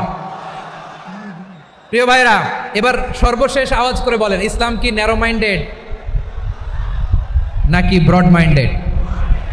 সবাই বলেন, ন্যারো মাইন্ডেড না ব্রড মাইন্ডেড? এজন্য অমুসলিম হইলেই তারা আমাদের শত্রু নয়। শত্রু কারা? এই লালমনিরহাটের ভাইয়েরা শোনেন, শত্রু কারা? যে সমস্ত অমুসলিম আমাদেরকে নিশ্চিহ্ন করে দিতে চায়, যে সমস্ত অমুসলিম আমাদের ভূখণ্ড থেকে আমাদেরকে তাড়িয়ে দিতে চায়, যে সমস্ত অমুসলিম আমার ধর্ম নিয়ে তুচ্ছতাচ্ছিল্য করে চিল্লায় বলেন ঠিক কিনা, তারা আমাদের শত্রু। সাধারণ অমুসলিমরা আমার শত্রু নয়। এই যে হিন্দুরা থাকে এরা আমার ভাই, বৌদ্ধরা আমার ভাই, খ্রিস্টানরা আমার ভাই, ইহুদিরা আমার ভাই। তারা দিনই ভাই নয়, তারা মায়ের পেটের ভাই নয়, তারা মানবিক দিক থেকে ভাই। ও মানুষ, আমিও মানুষ, ইসলাম মানুষকে সম্মান করে চিল্লায় বলো ঠিক কিনা। যারা আমাদের অস্তিত্বকে নিশ্চিহ্ন করতে চায়, যারা আমাদের ভূখণ্ডকে দখল করতে চায়, যারা আমাদেরকে নিয়ে মকারি করে, ফান করে, টিটকারি করে, আমার ধর্ম নিয়ে খেলা করে, তাচ্ছিল্য করে, ওদের বিরুদ্ধে আমাদের জিহাদ। সাধারণ মুসলিম আমাদের শত্রু নয়। আপনি জানেন নিউ ইয়র্কে, আমি তো নিউ ইয়র্কে ছিলাম অনেকদিন, ওখানে ফিলিস্তিনিদের পক্ষে যখন আমরা মিছিল করেছি অনেক ইহুদি আমাদের সাথে মিছিলে দাঁড়িয়েছে, কারণ ওরাও জানে এই ভূখণ্ড ফিলিস্তিনিদের ভূখণ্ড। আওয়াজ করে বলো লালমনিরহাট ঠিক কিনা। ইসরায়েলের রাজধানী খোদ তেল আবিবে অনেক ইহুদিরা বেঞ্জামিন নেতানিয়াহু তার বিরুদ্ধে মিছিল করেছে। তো তারা কি আমাদের শত্রু? না। অনেক খ্রিস্টান আমাদের সাথে আমাদের স্বার্থ রক্ষায় আমাদের পাশে দাঁড়িয়েছে। খেয়াল রাখবেন, হিন্দু আর হিন্দুত্ববাদ এক নয়, ইহুদি ধর্ম আর জায়নিজম এক নয়। জায়নিজমের বিরুদ্ধে আমাদের সংগ্রাম, আমাদের জেহাদ, চিল্লায় বলেন ঠিক কিনা। এই যে ফিলিস্তিনের ভাইরা, তারা তাদের স্বাধীনতা সংগ্রামের জন্য লড়াই করছে, করে যাচ্ছে, আমরা এটাকে সমর্থন জানাই, চিল্লায় বলো ঠিক কিনা। কাশ্মীরের ভাইরা স্বাধীনতার জন্য সংগ্রাম করছে, আমরা সেই সংগ্রামকে সমর্থন জানাই, আওয়াজ করে বলো ঠিক কিনা। যারাই আমাদের ইসলামকে নিশ্চিহ্ন করতে চায় তাদের বিরুদ্ধে আমাদের সংগ্রাম, আওয়াজ করে বলতে হবে ঠিক কিনা। ওই সমস্ত দুর্বৃত্তদের সাথে আমাদের কোনো সম্পর্ক নাই। আমরা যদি ঐক্যবদ্ধ থাকতে পারি, ওই দুর্বৃত্তরা চান্স পাবে না। আমরা ঐক্যবদ্ধ থাকতে রাজি আছি। লালমনিরহাটের ভাইয়েরা, আমরা ঐক্যবদ্ধ থাকলে ওই দুর্বৃত্তদের কালো হাত ভেঙে দিতে আমাদের সময় লাগবে না। তাদের কালো হাত ভেঙে দিতে রাজি আছে মুসলমান? কারা কারা রাজি? দু হাত তুলে দেখাও।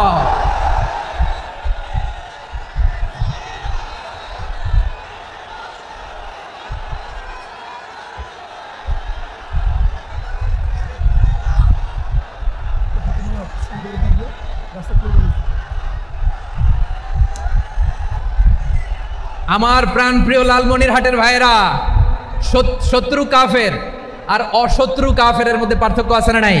আবু তালেবও মুশরিক, আবু জাহেলও মুশরিক, কিন্তু দুই মুশরিকে পার্থক্য আছে না নাই? আবু তালেব নবীর চাচা, মুশরিক, মারা গিয়েছে মুশরিক অবস্থায়, কিন্তু আজীবন আমার নবীকে আগলে রেখেছে, আমার নবীকে সাপোর্ট করেছে, ভালোবেসেছে। আবু জাহেলও মুশরিক, মারা গিয়েছে মুশরিক হিসেবে, আজীবন আমার নবীর বিরুদ্ধাচারণ করেছে।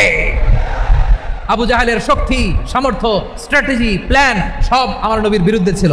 আবু জাহেলের কারণে একটা দিন শান্তিতে আমার নবী মক্কায় ঘুমাতে পারে না, চিল্লায় বলেন ঠিক কিনা।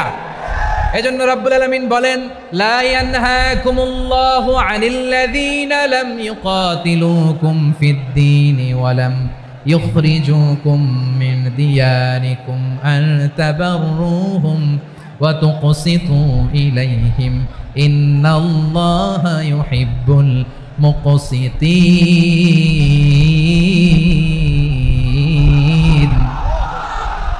আল্লাহ বলে, গোলামেরা শোনো শোনো, যে সমস্ত অমুসলিম তোমাদের সাথে ধর্মযুদ্ধে লিপ্ত হয় না, তোমাদের বিরুদ্ধে যে সমস্ত অমুসলিম অস্ত্র ধরে না, যে সমস্ত অমুসলিম তোমাদেরকে তোমাদের জন্মস্থান থেকে, ভূখণ্ড থেকে তাড়িয়ে দেয় না, তাদের সাথে ভালো আচরণ করতে আমি আল্লাহ নিষেধ করি নাই।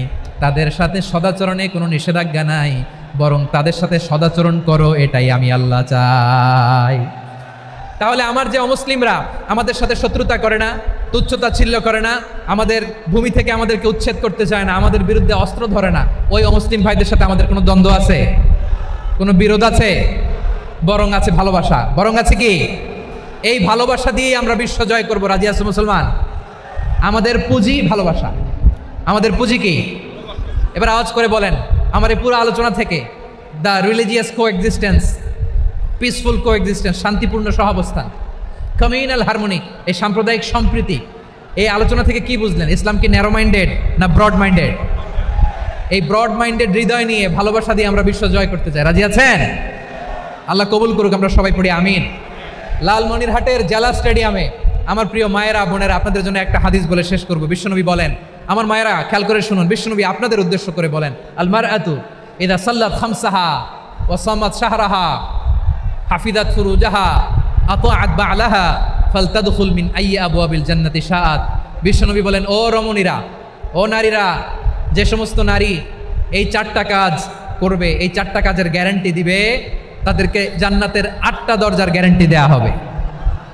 কি 4টা কাজ? 1 নম্বর, আল মারআতু ইযা সাল্লাত খামসাহা, যে নারী 5 ওয়াক্ত নামাজ পড়ে। কি করে? জেলা স্টেডিয়ামে অবস্থানরত আমার নারীরা বোনেরা, বিশ্বনবী আপনাদেরকে 4টা কাজের কথা বলেছেন, খুব বেশি না। 4টা করলে 8 জান্নাতের দরজা সব খোলা। কোনটা দিয়ে যাবেন? যেটা দিয়ে মনে চায়। 1 নম্বর 5 ওয়াক্ত নামাজ। আমার বোনেরা জোহরের নামাজ পড়তে পড়তে এটা আসরে নিয়ে যায়, আসর পড়তে পড়তে এটা মাগরিবে নিয়ে যায়, এরকম আসরে নাই? লালমনিরহাটে হয়তো নাই। আমার বোনেরা এটা করবেন না। ইন্নাস সালাতা কানাত আলাল মুমিনিনা কিতাবাম মাওকুতা, সময় মতো পড়বেন। সামাত শাহরা, রমাদানের রোজাগুলো রাখবেন। হাফিজাত ফুরুজাহা, যে নারী তার চরিত্রকে হেফাজত করে, তার প্রাইভেট হেফাজত করে, তার লজ্জাস্থান হেফাজত করে। ও মায়েরা, আপনার এই গর্ভ যে কত দামি আপনি জানেন না। আপনার এই গর্ভ থেকে জন্মাবে আগামীর সালাহুদ্দিন আল আইয়ুবী। আপনার গর্ভ থেকেই জন্মাবে ইমাম আল মাহদি আল মুনতাযার। আপনার পেট থেকে জন্মাবে আবু সাইদের মতো বীর সৈনিক। আপনার পেট থেকে জন্মাবে মুগ্ধের মতো বীর মুজাহিদ। আপনি জানেন না কে আসবে আপনার পেট থেকে। সময়টাকে কাজে লাগান, ইসলামকে বুঝেন, মানেন, আমাদের ইসলামিক লেকচারগুলো শোনেন। আমরা যে বার্তাগুলো, ইনস্ট্রাকশনগুলো, দিক নির্দেশনাগুলো আপনাদের খেদমতে রাখি, এগুলো মেনে চলুন। আপনিই পারেন আপনার ঘরটাকে জান্নাতের টুকরা বানাতে। একটা family, it's a very big institution and you are the MD, the managing director of this institution. চিল্লায় বলেন ঠিক কিনা? চাইলেই পারেন ঘরটারে জান্নাতের টুকরা বানাতে। 5 ওয়াক্ত সালাত, রমাদানের রোজা, নিজের চরিত্রের হেফাজত, ও আতাআত বা'লাহা, স্বামীর আনুগত্য। এটাতে অনেকে ভুল করে থাকে। হায় রে আমার বোনেরা, স্বামীর আনুগত্যকে এটা নিজের অপমান মনে করবেন না। আপনার স্বামী আপনার সবচেয়ে বড় গার্ডিয়ান, তিনি আপনার সবচেয়ে ভালো চায়। নারী কখনো গার্ডিয়ানশিপের বাইরে থাকতে পারে না। হয় আপনি বাবার গার্ডিয়ানশিপের ভেতরে, বা আপনার থাকলে ভাই আপনার গার্ডিয়ান, ভাই না থাকলে চাচা গার্ডিয়ান, বিয়ের পরে আপনার স্বামী আপনার গার্ডিয়ান। শরিয়া সম্মত স্বামীর আদেশগুলো আপনি মেনে চলবেন, কিন্তু শরিয়া বিরুদ্ধ কোনো আদেশ মানতে আপনি বাধ্য নয়। আওয়াজ করে বলুন সবাই ঠিক কিনা? এই 4টা কাজ যদি কোনো নারী করে, বিশ্বনবী বলেন জান্নাতের 8টা দরজা খোলা। তোমার যেটা দিয়ে মনে চায় সেটা দিয়ে জান্নাতে তুমি এন্ট্রি নিতে পারবা। আমরা এখানে লালমনিরহাটের সোহরাওয়ার্দী ময়দানে আজকে যেমন একত্রিত হতে পারলাম, আল্লাহর জান্নাতেও যেন একত্রিত হতে পারে। আল্লাহ তুমি তৌফিক দান করো। আল্লাহ আমার এই কলিজার টুকরা যুবক ভাইদেরকে তুমি ওমরে ফারুকের মতো কবুল করো। জেলা স্টেডিয়ামে অবস্থানরত আমার মা বোনদেরকে তুমি ফাতেমার মতো, খাদিজার মতো কবুল করো। আমাদের কলিজার টুকরা সন্তানদেরকে তুমি সালাহুদ্দিন আল আইয়ুবীর মতো কবুল করো। এই যে ইসলামিক সোসাইটি লালমনিরহাটকে আল্লাহ তুমি কবুল করো। আল্লাহ যে কথাগুলো বললাম এগুলো প্রথমে আমাকে, আমার সব ভাইদেরকে আমল করার তৌফিক দান করো।